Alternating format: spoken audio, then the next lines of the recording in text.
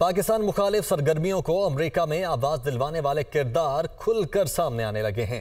अमरीका और मगरिब के जरिए पाकिस्तान के अंदरूनी सियासी मामलात में दखल अंदाजी की एक और नाकाम कोशिश बेनकाब हो चुकी है।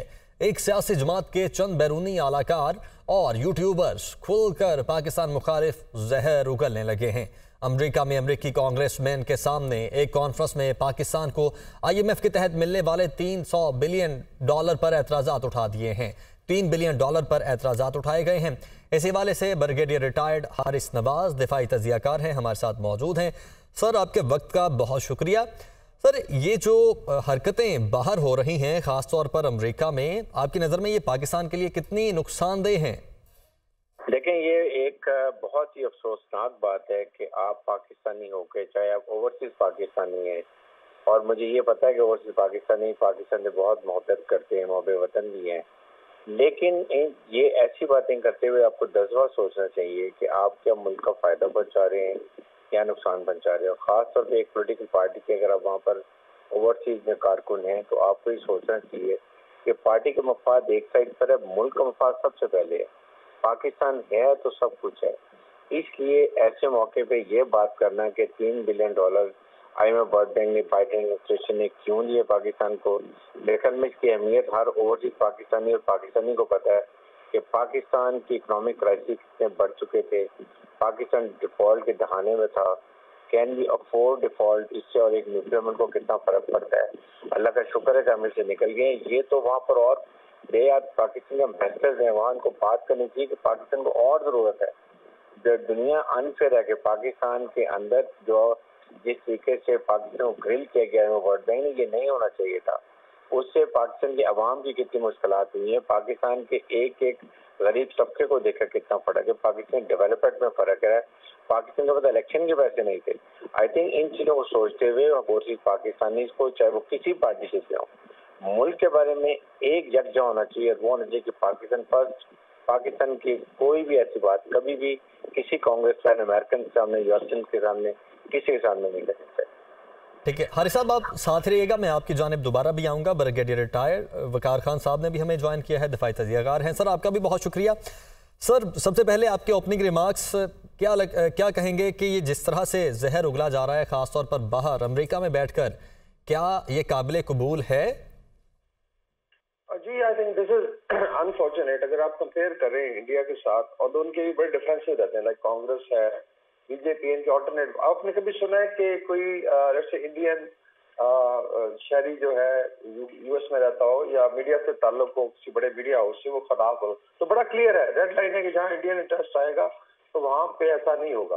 तो अनफॉर्चुनेटली यहाँ एक ट्रेंड बन गया। और अगर आपको मैं रिकॉल करवाऊँ, जब IMF की पहली जब डील हो रही थी, जब ये गवर्नमेंट आई थी, तो केपी गवर्नमेंट के फाइनेंस मिनिस्टर ने जो कुछ किया था उनके टीम पे आपको पता ही है। तो दिस इज अ कंटिन्यूटी। इधर ये बड़ी बात करते हैं। अच्छा, मजे की बात यह है कि ये कहते हैं कि हम अभी वेंट टू रशिया और हम एंटी अमेरिकन स्टांस लिया था और वहां से हुआ था, और वहां जाके ये बैक कर रहे हैं। अभी ये मुइज़्ज़ादा का जरा देखें जो स्टांस था वहां पे, ये बैक कर रहा था जी, and then they are protected by their agency. FBI, CIA खुली आपकी प्रोटेक्शन कर रही है, और आप एक बेसिकली केस डेवलप कर रहे हैं कि कल आपको कोई भी कुछ कहता है तो आप इल्जाम लगाएंगे। अच्छा, ब्रैड शर्मन का भी अगर आप देखें, although is a recognized I think congressman, basically ये ज्यूश लॉबी के हैं, ये रशियन ज्यू हैं, इनके पेरेंट्स आए, शटल हुए, और इनका एक टिपिकल आप कह लें कि जो टिल्ट है वो इजराइल की तरफ है, ज्यूश लॉबी की तरफ।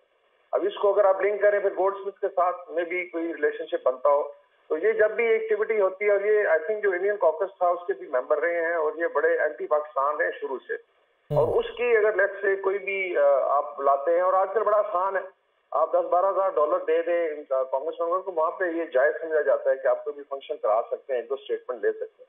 लेकिन इस तरीके से डिजाइन करके फिर वहाँ पे जो अमेरिका में जिसमें डॉक्टर आसिफ की बात हो रही है, जहाँ से गए, यहाँ से पढ़े, उसके बाद जाके पाकिस्तान ने इस काबिल बनाया कि आप लोग वहाँ पे जाके सेटल हुए, शहरी बन गए, आपकी सेकंड जनरेशन है, और वही है जिस थाली में खाते उसी को।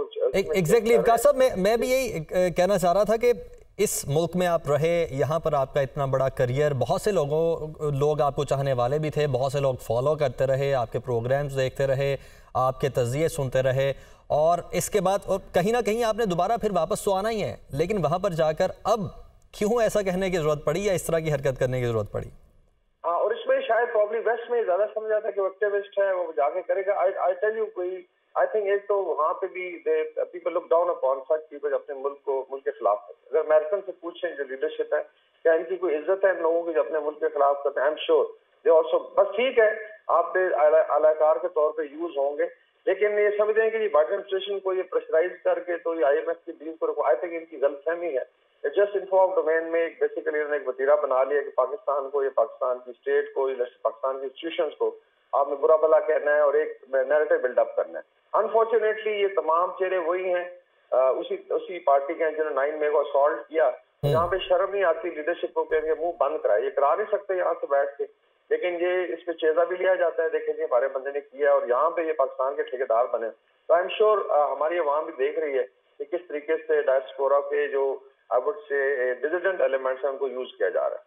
ठीक है सर, आप साथ ही रहिएगा। हारिस साहब की जानिब बढ़ता हूँ। हारिस साहब, जिस तरह अभी वकार खान साहब ने कहा कि आप इंडिया के जर्नलिस्टों को देख लें, वो उनके लिए एक रेड लाइन है, आप बाहर जाके कोई इस तरह की बात नहीं कर सकते, तो हमारे यहाँ ये रेड लाइन जर्नलिस्ट के लिए क्यों नहीं है? देखिए, ये काफी अभी चेंज भी की जा रही है, लेकिन ये वहाँ ओवरसीज पाकिस्तान को खुद सोचना चाहिए कि आप वहाँ पाकिस्तान की नुमाइंदगी कर रहे हैं, पाकिस्तान से आपके रूट्स वाबस्ता हैं, तो अपने मुल्क को तो नुकसान ना पहुंचाए। क्या कभी अमेरिकन ने अपने मुल्क के बारे में तो बात की है?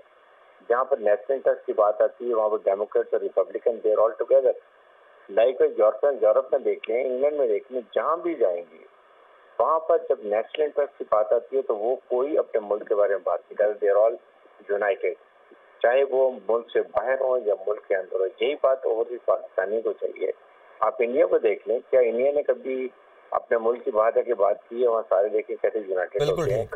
ये हमें सोचना चाहिए और इसके लिए बहुत जरूरी है कि यहाँ की लीडरशिप जो पोलिटिकल पार्टी की है अपने यकीनी तौर पर हमें ये सोचने की जरूरत है। हारिस नवाज साहब और ब्रिगेडियर रिटायर वकार खान साहब हमारे साथ मौजूद थे। आप दोनों का बहुत शुक्रिया।